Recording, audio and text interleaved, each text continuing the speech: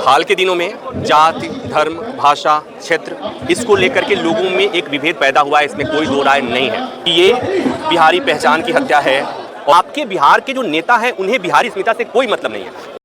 मोदी जी ने कहा कि विकसित बनाएंगे, लेकिन कहने के साथ ही आपने देखा कि बिहार से ट्रेनें खुलती हैं।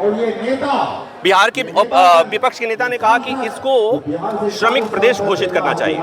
मैं कह रहा हूं कि घोषित करने की जरूरत नहीं, क्या है, कौन नहीं जानता है, बिहार श्रमिकों का ही प्रदेश है। और ऐसे श्रमिक जो छठ पे ट्रेनों में लद के आते हैं, शौचालयों में बैठकर आते हैं, तो बिहार श्रमिकों का प्रदेश है, बिहार चारवाहों का प्रदेश है।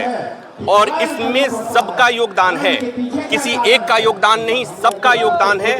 और इसलिए मुझे लगता है कि अब बिहार के नेताओं को सोचने, बिहार के मतदाताओं को सोचने की जरूरत है। एक सवाल हो रहा है कि क्या ये जो पुलिस वाला है गोली मारी, आखिर ये पुलिस वाला मुस्लिम होता तो पार्टी पक्ष विपक्ष ऐसे ही खामोश रहता? मैं इसको इस तरह नहीं देख सकता, सियासत को ऐसे देखने दीजिए। मैं इसको, लेकिन अक्सर कर यही हुआ है। मैं इसको ऐसे नहीं देख सकता, उनको देखने दीजिए। दिक्कत यही है कि नेता भी वही बात करते हैं, मीडिया भी वही बात करती है, हम भी वही बात करने लगे तो कोई फर्क नहीं हो जाएगा, इसलिए इसको ऐसे छोड़ देते हैं। बस इतनी सी बात समझ लीजिए कि जो मैं समझ रहा हूँ कि ये बिहारी पहचान की हत्या है। और इस हत्या में दिल्ली और पटना, बिहार सरकार और दिल्ली सरकार दोनों शामिल हैं। और एक ऐसे व्यक्ति की हत्या हुई है जो रोटी कमाने आया था, उसकी और कोई हसरत नहीं थी, जो खाना पहुंचाता था, और उसे गोली मार दी गई। और अब कोई उसके बचाव में कुछ भी बोलता है अगर, तो ये शर्मनाक है। मुझे लगता है कि लोगों को ऐसे लोगों की पहचान करनी चाहिए। और क्या कर सकते हैं लोकतंत्र में, लोग क्या कर सकते हैं, लोकतंत्र में आप वोट ही तो दे सकते हैं, आपके पास वोट का ही पावर है। तो मुझे लगता है कि लोगों को ऐसे लोगों की पहचान करके आपको अपने अधिकारों का प्रयोग कीजिए, बेहतर नेता चुनिए जो आपके बिहार के बारे में, आपके प्रदेश के बारे में अच्छा सोचे। नहीं तो आप मंदिर मस्जिद वाले नेता को चुनेंगे, आप हिंदू मुसलमान वाले नेता को चुनेंगे, आप जाति वाले नेता को चुनेंगे। आप जानते हैं बिहार में कैसे कैसे नेता होते हैं जिन्हें बिहार के बारे में बात नहीं करते। वो बैठते हैं पटना में, रहते हैं मुंगेर, रहते हैं बेगूसराय, लेकिन वो जब बात करते हैं तो वो जिस विभाग के मंत्री हैं उनसे पूछिए कि बिहार में आपने क्या काम किया, तो वो कहेंगे ये सवाल छोड़ दीजिए, ये सवाल क्यों पूछते हो।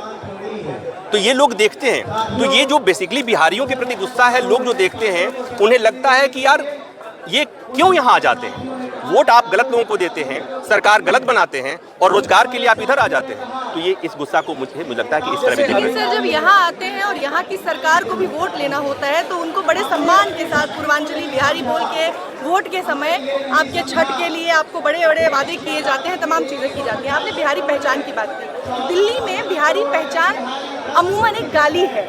अगर आप किसी और लोग को देखेंगे तो वो अमूमन आपको कहते हैं बिहारी, चल हट बिहारी, इस तरीके से आपको संबोधित किया जाता है। ज़्यादातर मजदूरों को देखेंगे, अरे ये बिहारी, भले आपके साथ आपकी क्लास में पढ़ने वाला भी बिहारी हो, लेकिन वो उसको अलग तरीके से देखेंगे। और वो जो काम करने वाला मजदूर है उसको बिहारी ही समझेंगे, चाहे वो कहीं से भी आया हो, एमपी से हो, यूपी से हो, कहीं से भी हो। तो ये जो पहचान है, ये जो स्टिग्मा बना दिया गया है बिहार को, इसके पीछे किसका दोष है? क्योंकि यहाँ की जो सरकार है, जब यहाँ वोट लेने की बारी आती है तब तो सब ठीक है, तब आप उनका बड़ा सम्मान करते हैं, उनके पर्व का सम्मान करते हैं। लेकिन उसके बाद जब इस तरह के हादसे होते हैं, उसके लिए कौन है? मैंने कहा सियासत जिम्मेवार है। और जैसे ही सियासत में मैं कहता हूं तो इसमें मैं किसी पॉलिटिकल पार्टी को अलग एक्सक्लूड नहीं करता हूं, मैं इंक्लूड करता हूं। और देखो, पॉलिटिकल पार्टियां सियासत नहीं करेंगे तो क्या करेंगी, वो गेहूं धान तो रुकती नहीं है, तो उनका काम है ये करना। मुझे लगता है कि जिस बिहार के लोगों के बारे में कहा जाता है कि बिहार की जनता पॉलिटिकली बहुत ज़्यादा एनलाइटन है, बहुत ज़्यादा जागरूक है, वोट जब देने जाती है बिहार की जनता तो वो जाति पर देती है, धर्म पर देती है, अपने समाज का। और किसी ने कहा बहुत बढ़िया कि हमें अपने बिहार में अपनी जाति का गुंडा भी उन्हें अच्छा लगता है। तो जब आपको अपने जाति का गुंडा अच्छा लगेगा तो फिर आपको सुशासन कहाँ से मिलेगा और आपकी छवि अच्छी कैसे बनेगी। तो मुझे लगता है कि इसके लिए मैंने पहले कहा कि जैसी प्रजा वैसा राजा, प्रजा को भी सोचने की ज़रूरत है। सियासत से बहुत उम्मीद मत कीजिए, आप सियासत को बाध्य कीजिए कि सियासत आपके हक में सोचे। अब चुनावों में ऐसे ऐसे भाषाओं का प्रयोग किया जाता है, जैसे आपने अभी देखा होगा क्या यूपी और बिहार में घर घर में गुंडे रहते, तो इससे छवि तो खराब रहती है ना। लेकिन एक बताओ, ये तो आपको बुरा लगता है ना, मुझे बुरा लगता है, लेकिन आपने देखा कि हमारे राज्य के एक बड़े नेता दूसरे राज्य में जाकर के उस राज्य के मुख्यमंत्री के साथ गलबहियां कर रहे थे, जिस राज्य में बिहारियों को गाली दी गई, जहां बिहारियों के साथ मारपीट गई। मतलब कि आपके बिहार के जो नेता हैं उन्हें बिहारी अस्मिता से कोई मतलब नहीं है।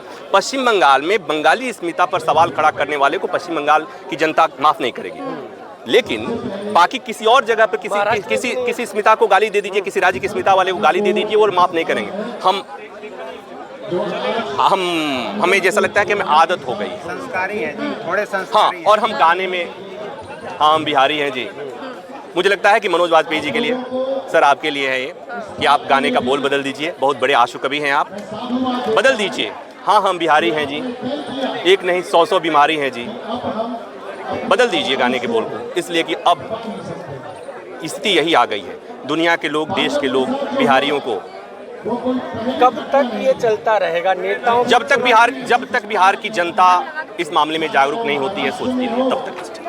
सर, बिहार से थोड़ा सा अलग नज़र से देखें तो एंजल चकमा को मार दिया जाता है, वो चाइनीज दिखता है। नॉर्थ ईस्ट की महिलाओं को मोमोज कह के और चिंकी मिंकी कह के मार दिया जाता है। जब जम्मू कश्मीर में हमारे निर्दोष लोगों को धर्म पूछ के मारा जाता है तो उन्हें आतंकी कहा जाता है। लेकिन इन लोगों को क्या कहेंगे जो जाति पूछ के, धर्म पूछ के और अब जगह पूछ के मार रहे हैं? देखिए, हाल के दिनों में जाति, धर्म, भाषा, क्षेत्र, इसको लेकर के लोगों में एक विभेद पैदा हुआ है, इसमें कोई दो राय नहीं है। धर्म वाला दिखता है, अगड़ा पिछड़ा दिखना शुरू हो गया, यूजीसी ने दिखा दिया, अगड़ा पिछड़ा शुरू हो गया। अंजल चकमा वाला आपने देखा, वो एक मसला ऐसा है जिस पे समय समय पर घटनाएं घटती हैं और चर्चा होती है, लेकिन उस दिशा में काम नहीं होता है।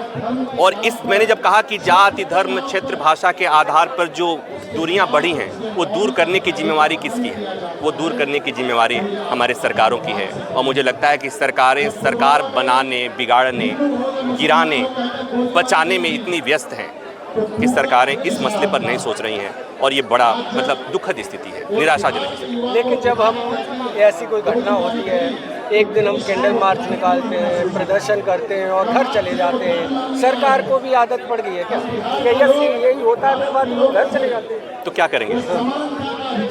क्या उम्मीद करते हैं? एक आदमी जो नौकरी पेशा है, रविवार को तो जंतर मंतर पा जाता है, और कल नहीं आएगा तो यहाँ जंतर मंतर पर आने के लिए मेट्रो का भाड़ा कहाँ से आएगा उसको?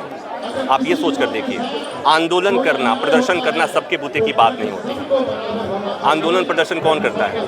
दुर्भाग्य है कि आंदोलन प्रदर्शन उसे ही करना पड़ता है जो सक्षम नहीं होता है, तो उसे करना ही पड़ेगा। एक दिन आएगा, एक दिन रोएगा, एक दिन चिल्लाएगा, लेकिन मुझे लगता है कि डेमोक्रेसी में एक ही दिन रोने को, एक ही दिन चिल्लाने को, एक ही दिन की आवाज़ को समझना चाहिए हमारे हुक्मरानों को, हमारी व्यवस्था को, ताकि उसे उस तरह के आपने देखा कि अमेरिका के अंदर एक पुलिस वाले ने एक लड़के को मार दिया था, जूते पे पैर रख के मुँह पे, उससे पूरे अमेरिका में ब्लैक लाइव मैटर का मुद्दा चला। लेकिन इंडिया में ऐसी कई घटना हुई, लेकिन इंडिया में कुछ भी मुद्दा नहीं होता है, और एक साथ सब आए थे उसको बचाने के लिए। इंडिया अलग है। हाँ, इस मामले में हम सहिष्णु हैं, इस मामले में हम सहिष्णु हैं, हमारा समाज सहिष्णु है, हमारी व्यवस्था सहिष्णु है कि हमें कुछ भी बुरा नहीं लगता है। उसकी वजह एक और है कि हम प्रत्येक घटना को जाति के चश्मे से देखते हैं, धर्म के चश्मे से देखते हैं, क्षेत्र के चश्मे से देखते हैं। आप यहाँ देख लीजिए, बिहार में, दिल्ली में कितनी बड़ी आबादी है बिहार के लोगों की। एक बिहारी अस्मिता, बिहारी पहचान वाले बच्चे को गोली मार दी गई। आपको पता है, बहुत लोगों को पता ही नहीं वो कैसा भी कुछ हो रहा है।